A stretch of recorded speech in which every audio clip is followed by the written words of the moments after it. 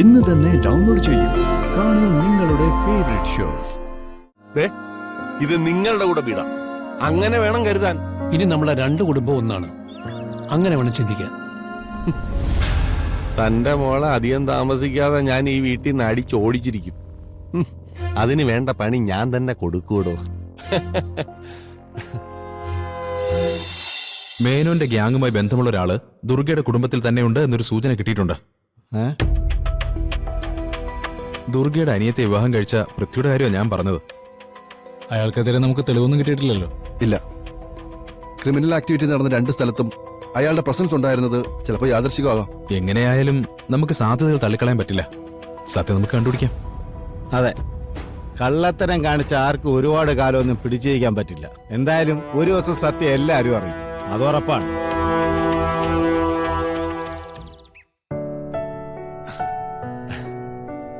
ദേവദേവൻ എന്നായിരുന്നു ഞങ്ങളുടെ ഏട്ടന്റെ പേര്.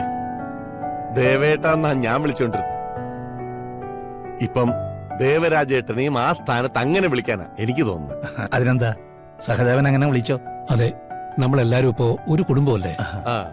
സത്യം പറഞ്ഞാൽ എനിക്ക് ചെറിയൊരു ടെൻഷനുണ്ട്. ഒരു പെൺകുട്ടിയെ വിവാഹം കഴിച്ചു വിട്ട അച്ഛന്റെ മാനസികാവസ്ഥ നിങ്ങൾക്ക് മനസ്സിലാവുമെന്ന് എനിക്കറിയില്ല.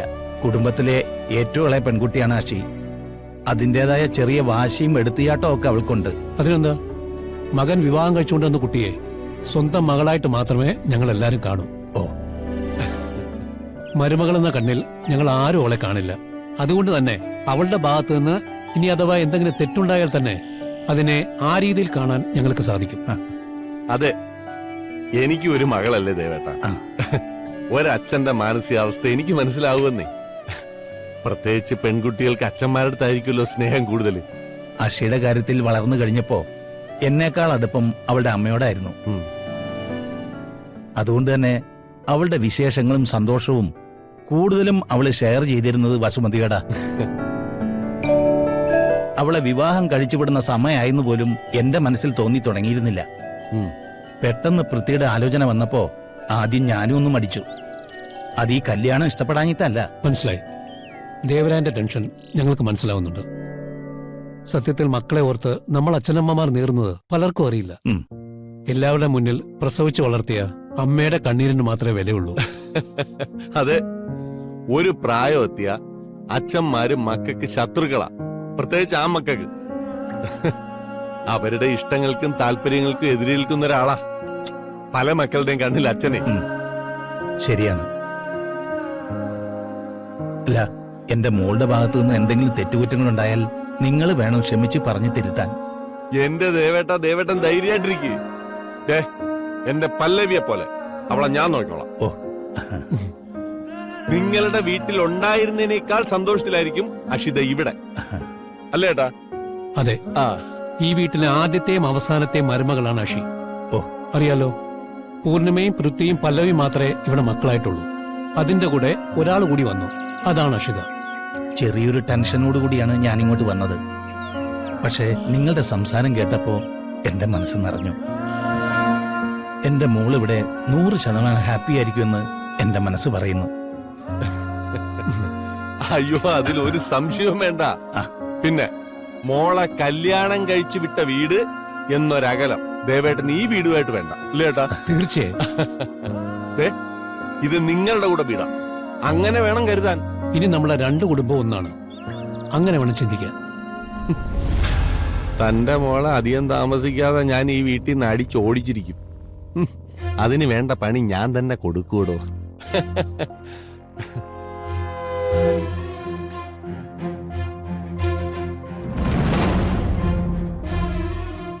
ജയശ്രീ ആന്റിയുടെ കേസിന്റെ കാര്യത്തില് നമുക്ക് ഇത്രയും വിവരങ്ങൾ കിട്ടിയ സ്ഥിതിക്ക് ഒന്നുകൂടി ഡീപ് ഡൈവ് ചെയ്താ കൂടുതൽ ഡീറ്റെയിൽസ് കിട്ടാതിരിക്കില്ല. അന്ന് ലോക്കപ്പ് മരണം നടന്ന രാത്രിയില് ഡ്യൂട്ടിയിലുണ്ടായിരുന്ന ഏതെങ്കിലും ഒരു പോലീസുകാരനുമായി നമുക്കൊന്ന് സംസാരിക്കാൻ സാധിക്കോ കുട്ടേട്ടാ? നമുക്ക് അന്വേഷിച്ചു നോക്കാം. അറിഞ്ഞിടത്തോളം അന്ന് ഡ്യൂട്ടിയിലുണ്ടായിരുന്ന എല്ലാവരെയും മേനോൻ പർച്ചേസ് ചെയ്തിട്ടുണ്ട്. അതുകൊണ്ട് അവരെ കണ്ടുകിട്ടിയാലും സത്യം പറയും തോന്നുന്നില്ല. അതങ്ങനെ ഉറപ്പിക്കണ്ട. എത്രയൊക്കെയായാലും ഒരു പോലീസുകാര് എന്നും പോലീസുകാരൻ തന്നെ.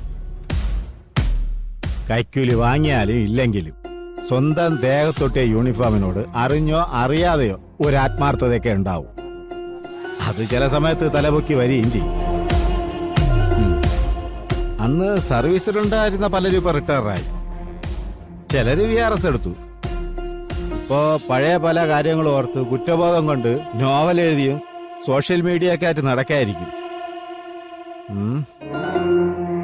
ആ സമയത്ത് നമ്മൾ ഇങ്ങനെ ഒരു കാര്യം ചോദിച്ചാ ചിലപ്പോ സത്യം പറഞ്ഞാലായി. ഉം. എന്തായാലും അന്ന് സ്റ്റേഷനിലുണ്ടായിരുന്നവര് ഇപ്പൊ എന്ത് ചെയ്യുന്നു എന്ന് അന്വേഷിച്ചറിയണം.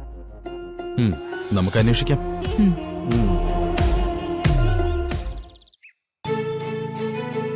ധോനിമോളുടെ ബർത്ത്ഡേക്ക് ചേച്ചി വരുന്ന് ഞാൻ പ്രതീക്ഷിച്ചു. കുട്ടികളോട് ചോദിക്കുകയും ചെയ്തു. ഇരിക്കൂ. ഞാൻ അന്നേ അമ്പലത്തിൽ പോയതായിരുന്നു. ആ, പിറന്നാളിന്റെ കാര്യമൊക്കെ പെട്ടെന്നല്ലേ പറഞ്ഞത്.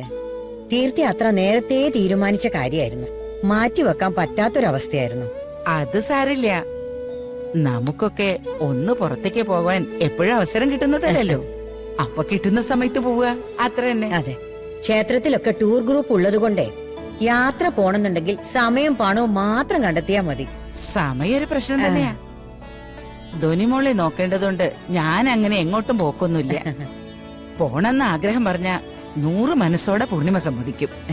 പക്ഷേ ധോനിമോളുടെ അടുത്തുനിന്ന് മാറി നിൽക്കാൻ എന്റെ മനസ്സ് സമ്മതിക്കില്ല. കൊച്ചുമക്കളുടെ കാര്യത്തിൽ നമ്മൾ എല്ലാവരും ഇങ്ങനെ തന്നെയാ. എന്റെ കൊച്ചുമക്കൾ 4 പേരുള്ളതിൽ ആരെ കണ്ടില്ലെങ്കിലും എനിക്ക് സങ്കടാ. അക്ഷിത ഇങ്ങോട്ട് പോന്നേ പിന്നെ വീട്ടിലെ ഒച്ചയും ബഹളവും ഒക്കെ പാതിയായിട്ട് കുറഞ്ഞു. ആ, ഇനിയിപ്പോ വലിയ താമസമില്ലാണ്ട് ദുർഗയുടെ അഞ്ചരയുടെ ഒക്കെ കല്യാണം ഉണ്ടാവില്ലേ? ഉണ്ടാവും. ദുർഗയുടെ കല്യാണം വേഗം ഒന്ന് നടന്നു കാണണം. അതെന്റെ മനസ്സിൽ വലിയൊരാഗ്രഹമായി അങ്ങനെ തന്നെ നിൽക്കുക. അതിനിപ്പോ എന്താ, ദുർഗയുടെ വിവാഹം എപ്പോ വേണമെങ്കിലും നടത്തിക്കൂടെ? എന്തോ ജാതക പ്രശ്നം ഉണ്ടെന്ന് പറഞ്ഞിട്ടല്ലേ നീട്ടി വെച്ചിരിക്കുന്നത്? അതെ, അതൊക്കെ ഒന്ന് ശരിയായി വിവാഹം നടക്കണല്ലോ. അതാ ഞാൻ ഉദ്ദേശിച്ചത്. ദുർഗയെ കല്യാണം കഴിക്കാൻ പോണ ആ പയ്യനുണ്ടല്ലോ, വളരെ നല്ല ആളാ. നല്ല സ്നേഹവും നല്ല ഇടപെടലും ഒക്കെയാ. അതെ, കിരൺ നല്ല പയ്യനാ. ദോഷങ്ങളൊക്കെ മാറി അവരുടെ വിവാഹം പെട്ടെന്ന് നടന്നു കിട്ടിയാ മതിയായിരുന്നു. നമ്മുടെ ഇരട്ടയാനാക്കാവിൽ നിന്നും കുറച്ചു ദൂരം ഉള്ളിലേക്ക് പോയാൽ അവിടെ ഒരു വനദുർഗ ക്ഷേത്രമുണ്ട്. അവിടെ ഒരു വഴിപാട് കഴിപ്പിച്ചാൽ ജാതകദോഷമൊക്കെ പെട്ടെന്ന് മാറി അവരുടെ വിവാഹം നടന്നേക്കും. ആ, സൗദാമിനി, ദുർഗയുടെയും കിരണിന്റെയും പേര് നാളൊന്ന് എനിക്ക് എഴുതി തരൂ.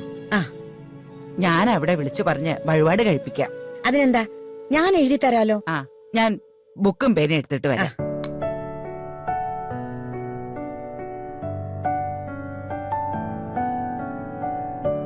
ഈശ്വരാ,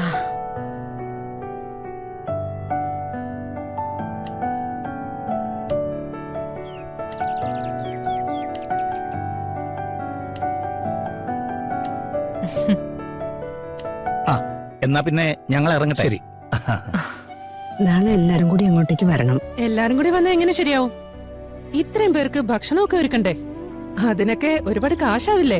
ചെറിയമ്മ, തൽക്കാലം അശ്വതിയും പൃഥ്വിയും കൂടെ വരട്ടെ. ചന്ദ്രമതി, ഇങ്ങനെയാണോ ഒരു കാര്യം സംസാരിക്കുന്നത്? ഇവരെ കണ്ടപ്പോ തൊട്ട് ഞങ്ങൾ എല്ലാരും പറയുന്നതാ, നീ പറയുന്ന ഒന്ന് കാര്യമായിട്ട് എടുക്കണ്ടെന്നോ. അത് കേൾക്കുമ്പോഴെങ്കിലും നിനക്ക് മര്യാദയ്ക്ക് സംസാരിക്കാൻ ശ്രമിച്ചൂടെ?